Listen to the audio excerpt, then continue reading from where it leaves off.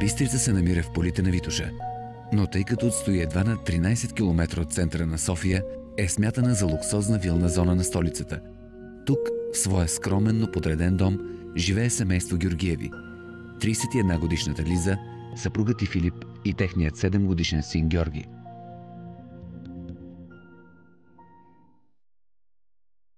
Една сутрин, тръгвайки на пазар, Лиза установява, че оставеният пред къщата велосипед е изчезнал. Колелото на Лиза никога не сме го прибирали, защото не сме очаквали някой да влезе в двора и да го открадне, но ето, че се случи. Но ето, че само след 2 дни колелото е върнато, а към него е прикрепено извинително писмо. Много странна история. Както ми изчезна колелото, изведнъж прибягвам с Филип и го гледам на мястото, където си го оставям винаги. Даже вътре имаше бележка. Нямаше естествено подател, не можах да разбера от кой. Много се извинявам, че ви взех колелото. Моля да ми простите. Много странно, наистина. Но става още по-хубаво.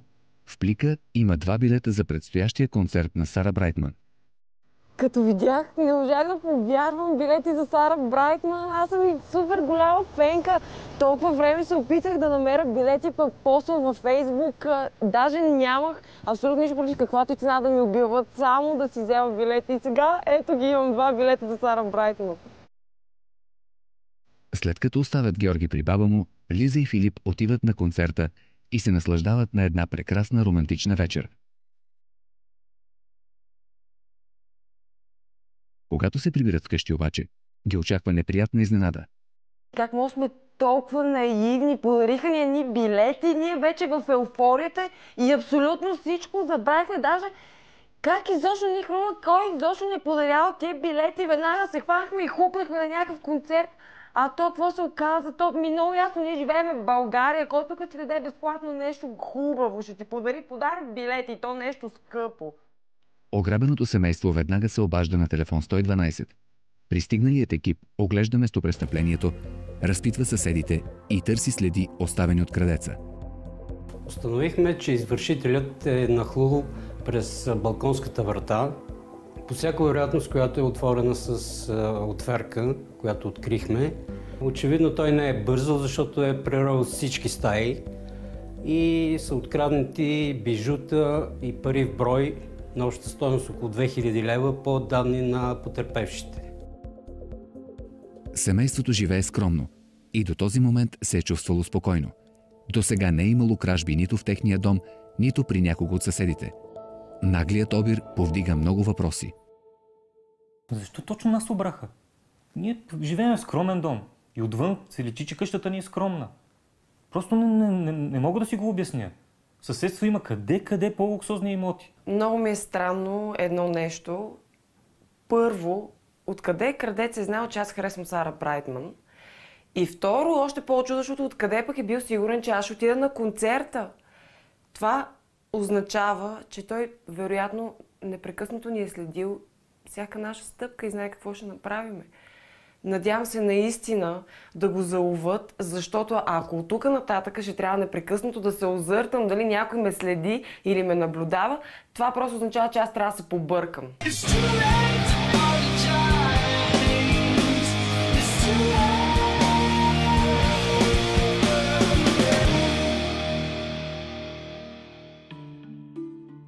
На следващия ден семейство Георгиеви все още не може да се справи с хаоса, оставен от крадеца. Подреждайки чекмеджетата в хола, Лиза забелязва, че липсват семейните им албуми. Филипе, случайно да си намерил албумите с снимките някъде? Не. Не си ги виждал сега тук някъде? Не. Няма ги? Как така ги няма? Няма ни ги снимките. Така да... Ти не ги ли намери някъде? Не, ма кой? Аз не дарам да са ги откраднали. Той казваш ми, че не си ги видяла никъде. Не, ще излязат от някъде. И на майка ми и на Филип им се струва маловажно това, че са изчезнали снимките, но следователя каза, че ако откриеме нещо необичайно, да се свържем с тях и да им кажем. А според мен нещо по-необичайно от това да ти изчезнат личните снимки, не знам какво. Не знам защо Лиза се паникьоса заради тия снимки. Най-вероятно са ги взели в бързината, видяли са какво е и са ги хвърли в някоя кофа. Не е никаква случайност, според мен, ако ти Добре, така не са си взели мислиш. телевизора, не са взели уредбата. Като почнеш с твоите ще ни вземат телевизори и нашите снимки. уредба. Замисли се малко, да, ако бяха взели телевизора, нямаше толкова да се разстрои, защото щеше да е нещо нормално, Филипе. А те ни взимат личните снимки. Това изобщо не е нормално. Ало? Ало? Младата жена е озадачена. За втори път през последните дни някой звъни и мълчи в телефонната слушалка.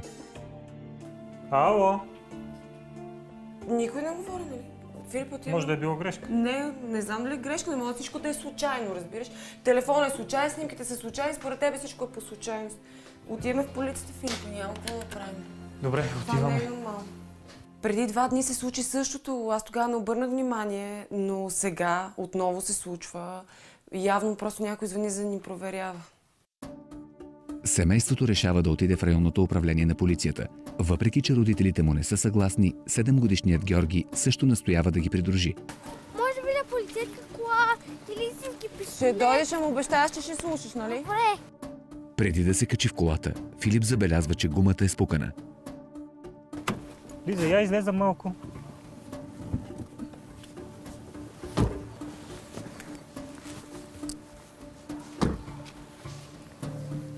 Какво пак?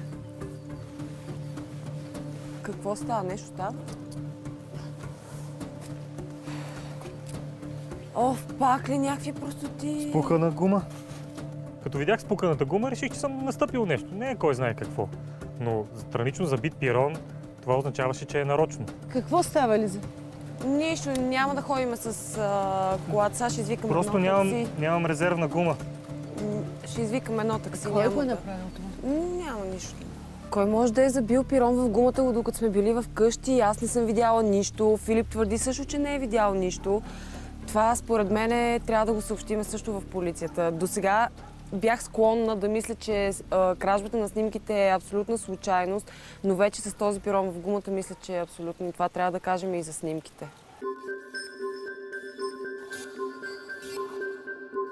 Семейство Георгиеви пристига в районното управление на полицията, за да съобщи за странната кражба на фотоалбумите. Разследващият полицай е озадачен. Да, наши лични и семейни снимки имаше само в албумите. Празници, от рождени дни, където сме ходили на почивка, на море. Може ли сега трябва да добавя, че спукана ни и гумата. Смятаме, че е умишлено. Сега на път на тук, като идвахме, видяхме спуканата гума. Няколко пъти вече звъни телефона и абсолютно никой не е отговаря от срещната страна. Казвам мало, но абсолютно никой не отговаря, мълчи се от среща. Предполагам, че това просто е свързано с случая. Много е съмнително. Просто като си помисля само, че някой седи и ни наблюдава, дали е към мене лично насочено, дали някой ме мрази, не знам, обаче просто само мисълта, че някой ме наблюдава, направо ме побърква, не знам как ще продължа. А може да го види или да го Жорка, пипна? нали те помолих да не досаждаш на човек? Пистолета не можеш да го видиш и да го пипнеш, но ако искаш, ще се обадя на един колега, са по телефона и ти покаже една полицейска кола истинска. Искаш ли? О, да, супер! Супер, добре. Супер полицаят каза, че ще ми покаже кола и после никой няма да повярва в училище, че съм виждал полицейска кола и как таковат престъпниците. Според това, което ми разказвате, излиза, че това не е просто човек, който е дошъл да ви обере. Има някакъв личен мотив. Какъв може да бъде той според вас? Личен мотив ли? Да. В какъв смисъл личен мотив? В този случай аз мисля, че извършителът на това деяние е от кръга приятели, познати на семейство Георгиеви. Тъй като те не се сещат кой може да бъде този човек, ние ще работим и по други версии за този случай. Много добре си познаваме приятелите. Не смятаме, че е някой от тях. Как. И вижте какво, аз не искам да ви плаша, но според мен вземете някакви мерки за защита на вашия дом. Нещо, камери. Ние да вземем мерки за защита на нашия дом. Какво означава да си укрепиме къщата? Трябва да живея в някакъв затвор ли, с някакви стени, дебели, да не мога да излизам, да не се чувствам свободна в собствения си дом ли? Ами Жорко, той как ще ходи на училище и как ще се връща? Собственото ми дете е в опасност и не мога да му осигуря някаква сигурност. Трябва да излизам с него и да го прибирам всеки ден от училище. Опазването на собствеността трябва да бъде извършена съвместно с полицията и гражданите. Никога не е излишно един дом да бъде защитен и трябва да има просто по-голяма бдителност. Разговорът с полицая допълнително притеснява двамата родители, но те се стремят да прикрият напрежението от сина си. След като се прибират вкъщи, Георги излиза да си играе в градината, а притеснената му майка не спира да мисли кой може да иска да навреди на семейството й. Жоре, само внимавай на да излизаш на улицата. Чули ме? Добре. Очевидно е, че Лиза не може да се успокои. В главата й се върти подозрение, което тя решава да сподели, въпреки очаквания резултат. Сигурен си, че не знаеш. Не се сещаш изобщо кой може да е. Така ли да разбирам? Виж сега. Не намесвай пак Мая. Ама как веднага се сети за кой ми предвид, нали? В смисъл, това сигурно е чиста случайност, а? Мая е тема табу в семейство Георгиеви. Макар и след толкова време, Лиза все още е чувствителна, когато се сеща за случилото се. Мая е една колежка на Филип, с която той не ми се говори за това точно. То не бяха SMS-и, то не бяха подаръци, то имейли, следеше го, чак подаръци му пращаше. Общо взето, ако не беше толкова ненормална, аз вероятно сигурно никога нямаше да разбера за нея.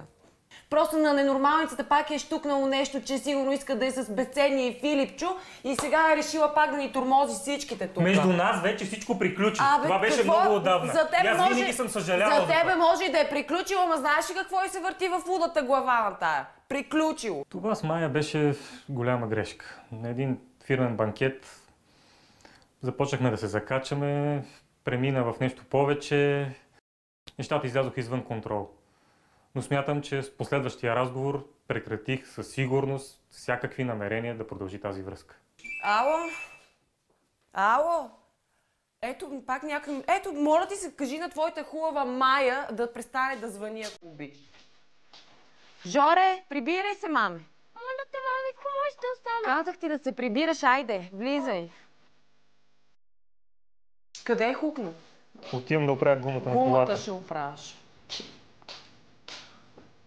Лиза твърдеше, че ми е простила, но както се видя, при най-малкия проблем веднага намесва името на Мая. Явно тази грешка ще ме преследва цял живот. Един час по-късно Филип се връща при колата с резервна гума, която е готов да смени, но открива нов проблем. Какво е това? Надписът на стъклото го кара да се замисли дали пък подозренията на жена му не са основателни. Само това оставаш. Филипе, айде, яденето е готово, качвай се. 5 минутки само. Тук ще донесох гумата. Не искаш да ти помогна? Не. Това е мъжка работа. Сигурен си? Да. Добре. Да. Прибери си.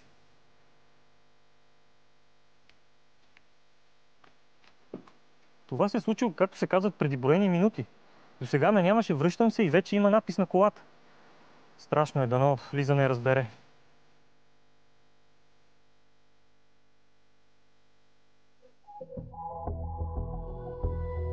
Два часа по-късно, докато Лиза слага 7-годишния си син да си легне, Филип се оттегля тайно с телефона в спалнята. Ало, Мая, Филип е. Здравей, защо ми звъниш по това време? Защото искам да ти кажа нещо. Ти пак си влизала вкъщи, пак ни тормозиш, драскал си по колата. Това трябва да престане. Спри се! Ти нормален ли си да ми говориш такива неща? Той ме добре, ти отдавна не ме интересуваш. Имам си сериозен приятел и изобщо не искам да се занимавам. Не ми ги обяснявай тия работи. Много добре познавам почерка ти. Нямам нищо общо с тези откачени неща. Ако имаш нещо да ми казваш, по-добре в офиса. Добре, утре ще се видим в офиса. С кой говориш? С Мая. С Мая говориш? Да. В 10 часа вечерта ти реши да звънеш на майчето ли пак? Не е за това, което си мислиш. Какво? Просто Не, исках какво да... си мисля? Просто исках да разговарям с нея, за да разбера В 10 вечерта реши да разговаряш с нея. Да. Много ми беше трудно преди година и половина, когато разбрах, че са заедно, да го приема.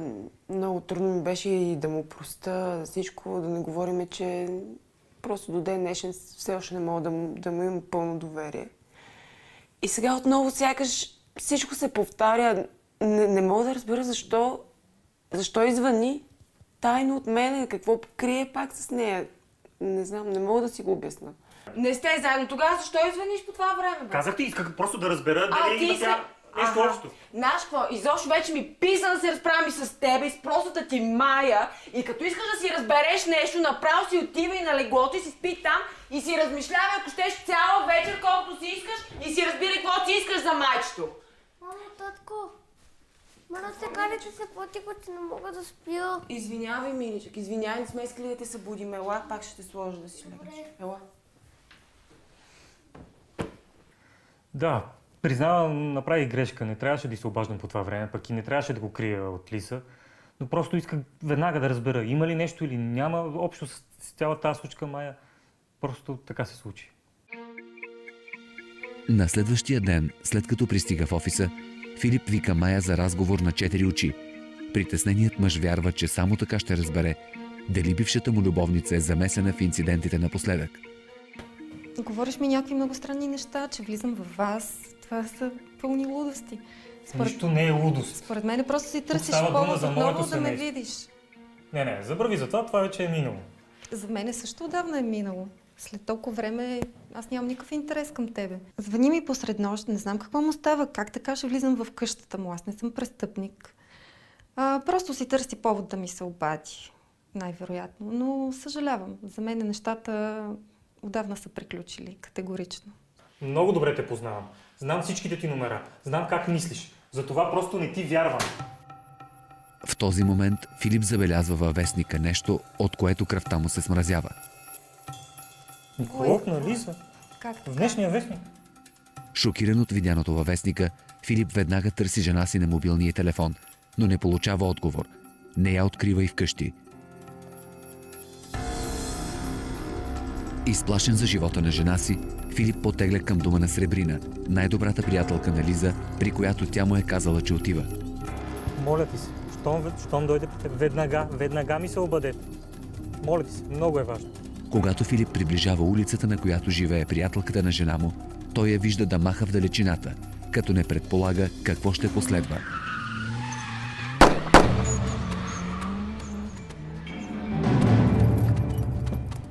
Лиза!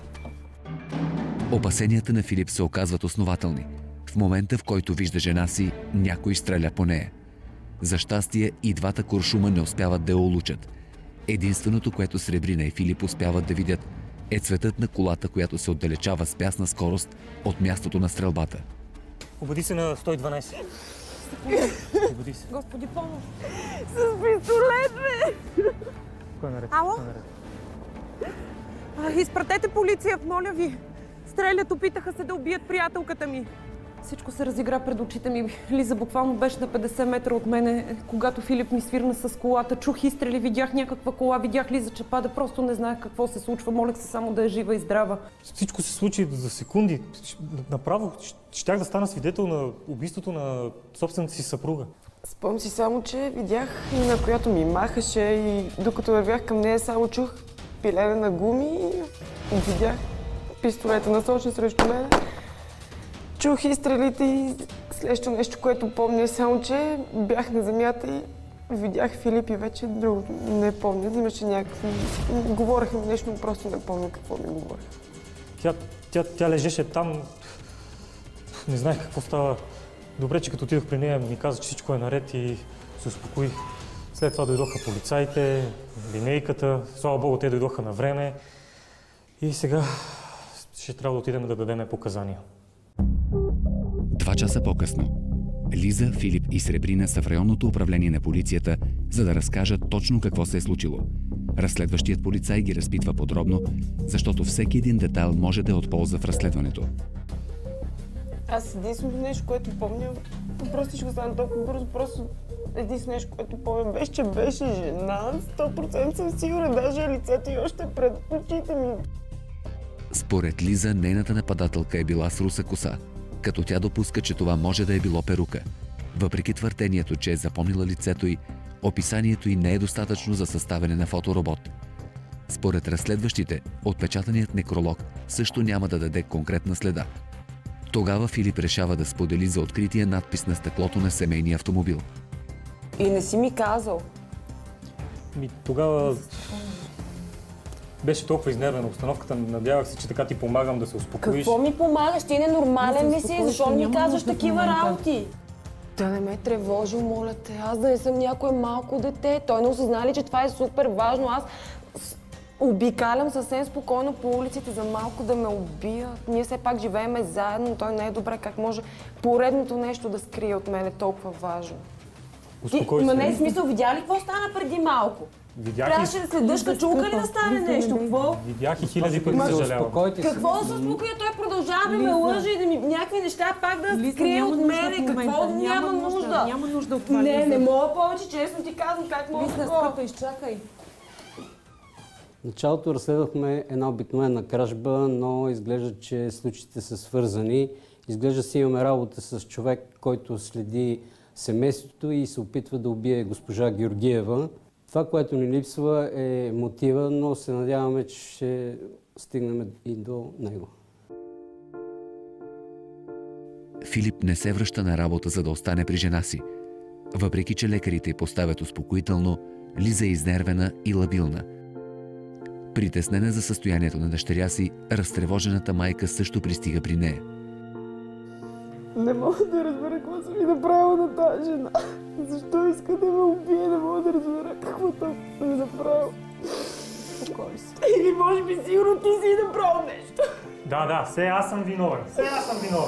Разбери, не може да е Майя. Оставих я в офиса, карах дясно, докато стигна до теб. Тогава сигурно е някоя друга това ненормалница, с която си се захванала и пак аз не знам за нея. Боли ме. Много ме боли за детето ми. Изплашена съм, страх ме е за нея.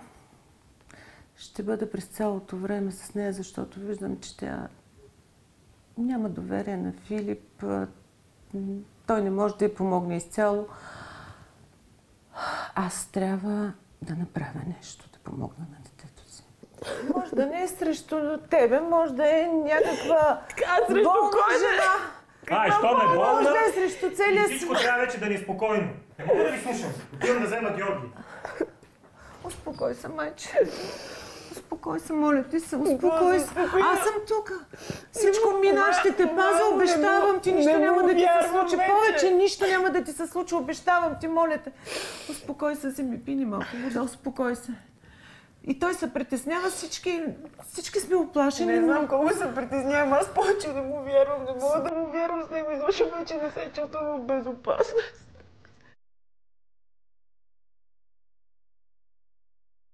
На следващия ден, докато помага на сина си с домашното по математика, Лиза чува странен шум от към входната врата. Тя се страхува, че това може отново да е нейната нападателка.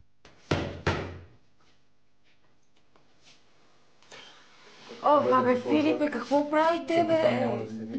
Предполагаемият нападател се оказва служител на СОД, дошъл да монтира секретна брава и алармена инсталация.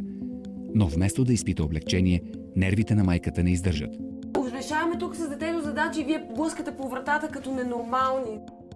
Много е несъобразителен. Да, наистина може да ми е казал и просто да съм забравила, но преди да дойдат може просто да ми звънне един телефон, за да ме предупреди, че ще идват.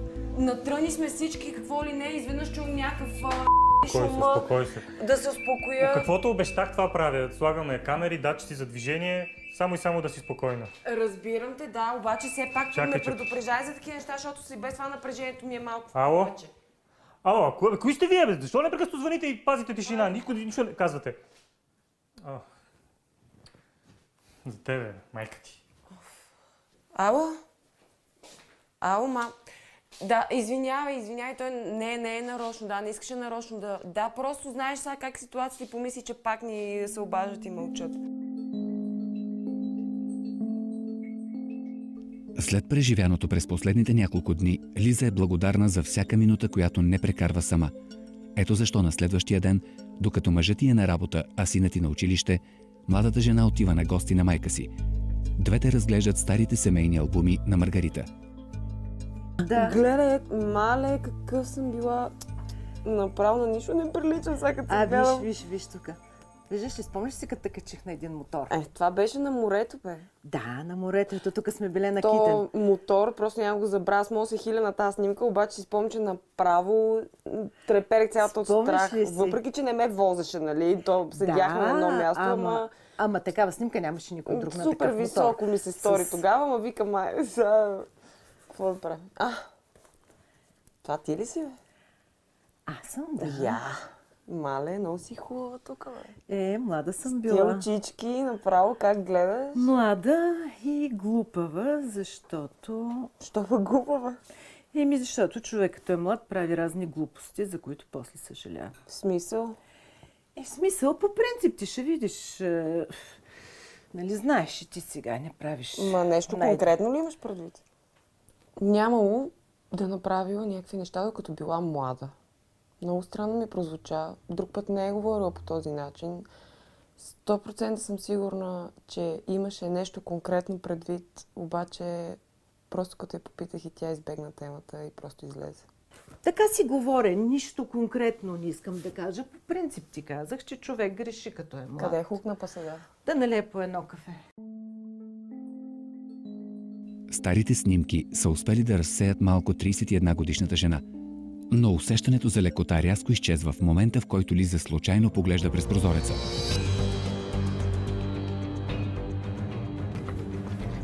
Стой, бе! Спри! Чакай малко, бе!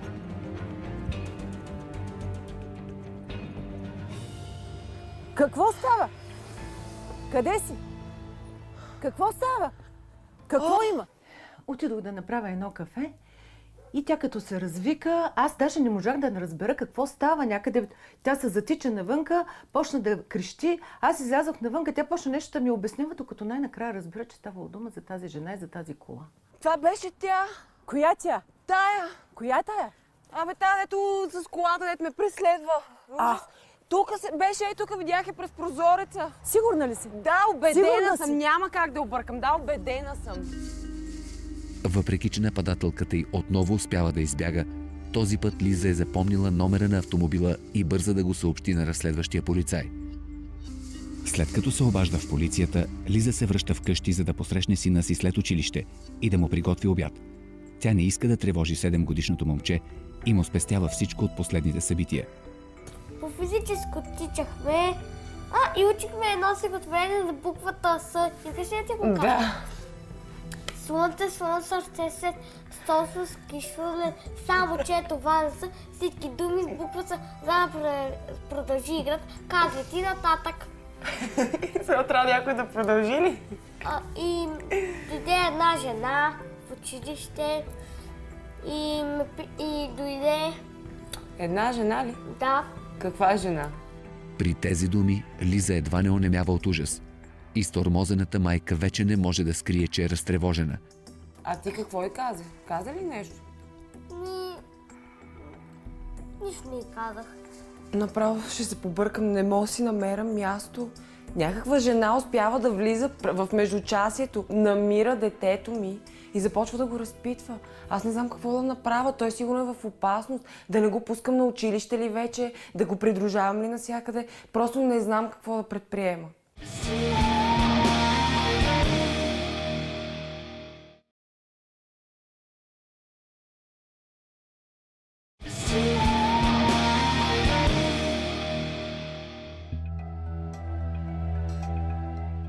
Лиза търси мъжа си през целия следобед, за да му съобщи тревожната информация около мистериозната жена, разговаряла с сина им в училище, но не успява да го открие нито в офиса, нито на мобилния му телефон. Това отново събужда подозрение у младата жена. Ето защо, когато Филип най-накрая се прибира, тя го залива с хиляди въпроси. Къде на работа занях цял ден в офис, не ти дига телефон никой? Имах среща навънка. Имаше среща навънка, някаква срещичка си изключил телефона ли? Не съм си го изключил. Не си го изключил, аз сигурно съм звъняла на някой друг. Просто ми е паднала батерията, не съм разбрал. Какво просто е паднала батерията и наши работи се случват? Какво се е случило? Какво се е случило? Днеска бях при майка ми и тази ненормалната с колата беше отпред. И това даже не е толкова страшно от това, че днеска Жорко ми каза, че та ненормалница, предполагам, че е била тя, е била в училището му. При Жорко? Да, и го е разпитвала, човек. И то за мене, за тебе, за всички, даже за къщата. Ей, това Жорко, добре ли е става. сега? Да, добре, в стаята си е в момента. Ще отида да го видя. Ми ходи да го видиш. Лиза не вярва на мъжа си. Предвид надвисналата опасност, разтревожената майка е готова на отчаяни действия. Затова, когато Филип отива при Жорко, тя започва да го проверява, като първо се заема с чантата му. Какво правиш? Нищо. Какво мислиш, че можеш да намериш вътре? Нищо не си мисля, че мога. Ма, ако си мислиш, че вътре имам снимки на приятелки и любовници, грешиш жестоко. О, Филипе, вече, честно ти кажа, аз не знам какво да си мисля. Според мен трябва да се успокоиш. Какво се успокоя? Ти виж и какво става. Да се успокоя, ти защо ми помагаш даже. Ти непрекъснато, когато имам нужда от тебе, се или телефонът ти изключи, или не дигаш, или си някъде, или правиш нещо само... Все едно, няма значение, не искам да говоря. И точно в момента, в който назрява грандиозен семейен скандал, идва дългоочакваното обаждане от полицията, което за съжаление носи поредното разочарование. Колата е крадена, така ли? Да, госпожа Георгиева, и автомобилът е обявен за издирване преди една седмица. Ау, това какво означава, че вече нямаме никакви следи повече, така ли? Нямаме за какво да се хванеме в случая, така ли? Продължаваме издирването по вашите описания и ще ви държим в течение, разбира се. Господин Димитров, само исках да ви кажа нещо много важно. Днеска говорих с сина ми и каза, че някаква жена е била в училището, говорила е с него, разпитвала го е за мене, за мъжа ми, за къщата ни, за цялото семейство, за всичко тук. Просто много съм притеснена, защото детето ми най-вероятно е в опасност и моля ви да ми кажете, да ми посъветвате какво може да направим, как да го предпазиме. Не се притеснявайте, госпожо Георгиева. Важното е да разберем какво точно му е казала тя. Всяка една подробност може да ни помогне. Поредното разочарование. Сега пък колата е крадена, тази жена никой никога не я е виждал. Ние направо тук влизаме в някакъв криминален филм, само дето опасността наистина е истинска. И как да разпитам сега Жорко, без да го изплаша? Ми каза, че утре пак ще се видиме. Ето, това е важно. Утре? Да, Казвате, че утре пак ще дойде в училището, така ли, мама? да. Веднага, дай да се обадим в полиция. Какво нещо лъж ли съм направил? Не, миличък, всичко е наред. Бил си много добър и не си говорил браво, както сме ти казали. Лиза веднага уведомява следователя за информацията, която е получила от малкия Георги. Служителят на полицията моли родителите да не пускат детето на училище на следващия ден, като се ангажира да организира акция по задържане на заподозряната, в случай, че тя се появи в района на училището. На следващия ден акцията по задържането на заподозряната в опит за убийство жена е готова за провеждане. От немаркиран полицейски автомобил, паркиран близо до входа на училището, следователят координира действието на групата по задържане. Семейство Георгиеви присъстват на място, за да може Лиза да разпознае своята нападателка. Почти веднага след като бие последния училищен звънец, към входа на училището приближава жена, в чието лице Лиза разпознава своята нападателка. Сигналът е даден и акцията по задържането на заподозряната е в ход.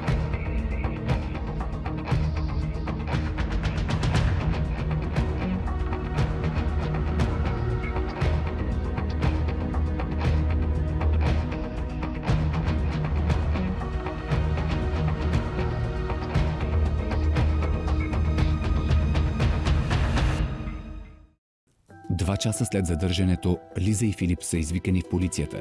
Следователят иска да сравни информацията, която е получил при разпита на задържаната, с версията на потърпевшата.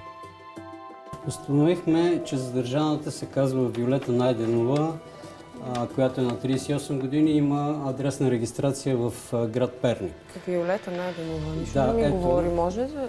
Познавате ли това лице? Не, за първ път я виждам. Ти случайно, дали не я познаваш? Сигурен ли си? Сигурен съм, щом ти казвам. Не я познавам. Значи не я познаваме. Аз за първи път я виждам. Става все по-объркано. Никога не съм виждала тази жена преди. По всичко личи, че и Филип наистина не я познава. Нямам абсолютно никаква представа какво толкова мога да съм и направила и защо изобщо ми причинява всичко това. При задържането и открихме в нея ето тази снимка. Имате ли представа кое е това лице? Боже, това съм аз като бебе, това е моя снимка. Това е от нашия албум, от тези... Да, това са от откраднатите снимки, това е моя бебешка снимка. Виж как е надраскана. Много, не знам, това е някаква жестока омраза към мен, не знам. Ужас, това явно е нещо лично, абсолютно към мен, само насочено. Ако има някакъв вариант, възможно ли да се срещна с тази жена? Искам да знам какъв е мотивът, защо ме мрази, така аз не я познавам. Объркването на Лиза нараства. Тя не познава своята нападателка и няма никаква представа какъв може да е мотивът за посегателството срещу нея. Единственото, за което озадачената жена моли, е възможност за свиждане с задържаната. Следователят разрешава свиждането в установеното за целта време. Госпожа Виолета Найденова за сега остава в следствения арест. Срещу нея са повдигнати обвинения за кражба с взлом и опит за убийство. Въпреки че с задържането на Виолета инцидентите, свързани с семейството й, престават, Лиза иска да разбере с какво е предизвикала омразата на своята нападателка. Колкото и мъчителна да е предстоящата среща, Лиза отива в следствения арест, за да се види очи в очи с жената, която се опитала да я застреля.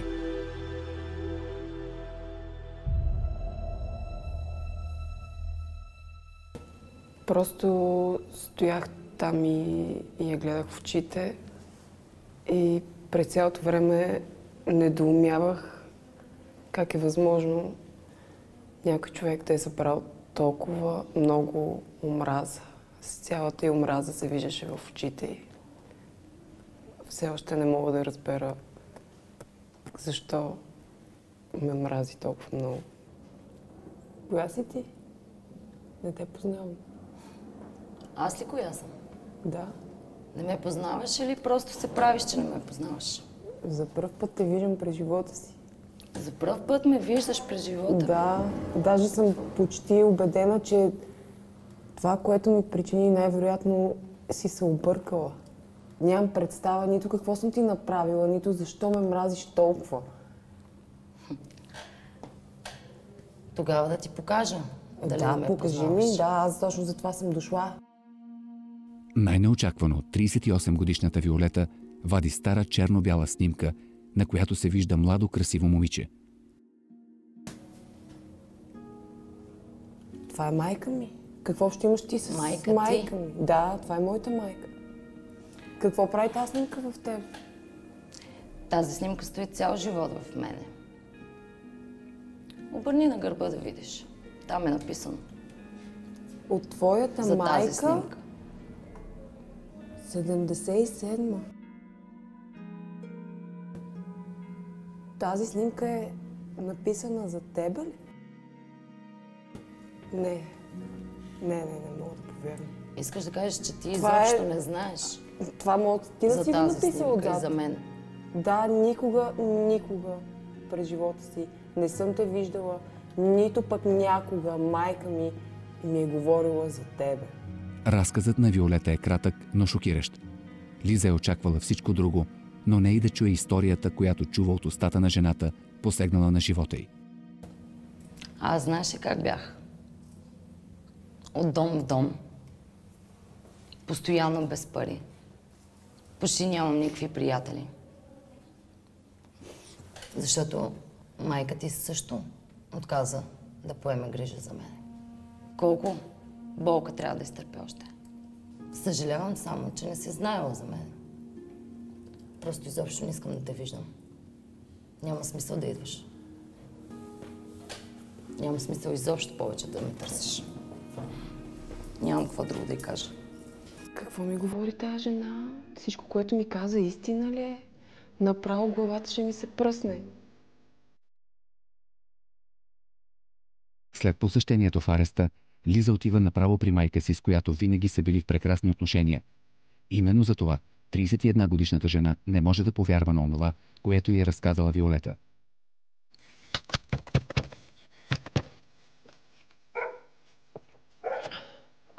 Какво е това? Какво е това, ми обясни? С треперещи ръце Маргарита взима снимката, Очевидно е, че 54-годишната жена познава измачканата черно-бяла фотография много добре. Снимката. Ето, по-конкретно какво пише тук отзад на снимчетата.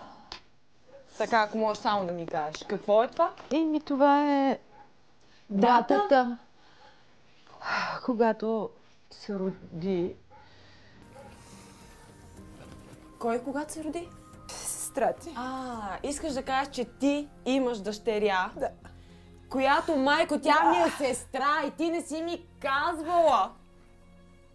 Ти не си ми казвала до сега. Бях на 16 години и тогава баща и когато разбра, веднага изчезна. Аз бях ученичка. А ти кога разбра за Не Виолета? можех да я гледам. Не само ми кажи кога разбра за Виолета. Кога Какво да разбера? Какво че да... се е върнала, че е тук. Ти търсила ли си изобщо някога? Търсих я. Още като завърших гимназия, И почнах какво? да я търся в домовете за майки и деца по семейства. Нищо не ми дава. И се отказа ли? Търсих я много време, след като се роди, ти пристанах, защото вече имах семейство, имах сега мъж. тя ли те намери? Какво стана? Тя ме намери преди един тя те месец. намери, така ли? Да. И ти какво направи? Какво направих? Оплаших се. Оплаши се. Оплаших се. Много За се какво оплаших. се оплаши? Целият ми живот, всичко, което имам, тебе, Жорко. Ти се оплаши за мене. Всичко щеше да рухне за за един мене се момент. оплаши за те. Жорко, а точно заради твоя страх ти ни подложи мене и Жорко, цялото ми семейство ни подложи на този терор. Така ли? И на този ужас. Само защото тебе те е страх, аз нямам. Слушай да ти обясня. Слушай да ти обясня. Слушай да ти обясня. Моля ти се. Моля ти се, съжалявам. Моля ти се. Допуснах всички възможни грешки. Цял живот не казах истината на Лиза. Излагах и Виолета, че сестра и не иска да я вижда. Мислех, че по този начин ще ни остави на мира, но не стана така. Не знаех, че омразата ще я доведе до престъпление. Много съжалявам.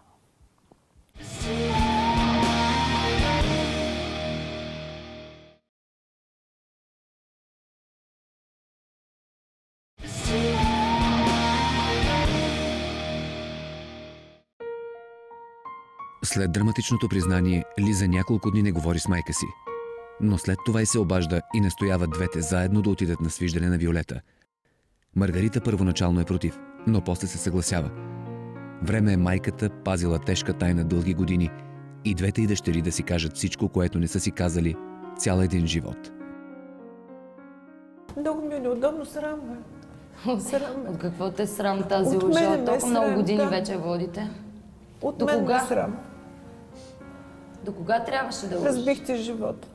Разбих живота на детето си. Унищожих го направо. Докъде я докарахме? Защо беше нужно всичко това, майко? Млада съм била, глупава. Страх ме е било и... Трите жени имат да си кажат прекалено много неща, за които разрешеното време за свиждане не е достатъчно. Пропуснатите радости, несподелените болки, трудните решения и допуснатите грешки. Ще гледам да ти помогнем с каквото можем. Добре. Нищо не знаех. Търсих я, не я намерих тогава и след това, не знам, по различни домове е живяла, при различни хора, без майка и без баща. И за всичко аз съм виновна. Толкова съжалявам. Сега нищо не мога да направя. Майчина любов ли? Никога не съм я усещала и не знам какво е това. Явно сестра ми е получила цялата любов, от която и аз съм имала нужда. Виждам колко много гняв е събрала и до някъде я разбирам. Просто е била много ядосана на майка ми и в момента, в който разбира за моето съществуване, обръща цялата си омраза към мен. В края на краищата, ако майка ми не ме беше излагала, може би нямаше да се стигне до тук. Чувствам се ужасно понякога.